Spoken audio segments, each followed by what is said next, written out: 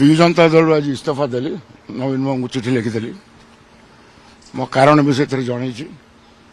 परवर्ती समय मु राज्यसभा चेयरमैन वाइस प्रेसिडेंट माननीय वाइस प्रेसिडेंट को रेसिडेंस भेटिकी मोर राज्यसभा इस्तीफा पत्र देछि। तो परवर्ती कौन आपनकर पदक्षेप रहबो कौन भारतीय जनता पार्टी शिविर को जिबे कि खाली कौन होची देखा जाऊ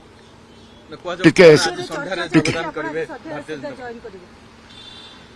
हाँ जी संध्या सुधा नुह किंतु निश्चिंत भाव से दिग को मोर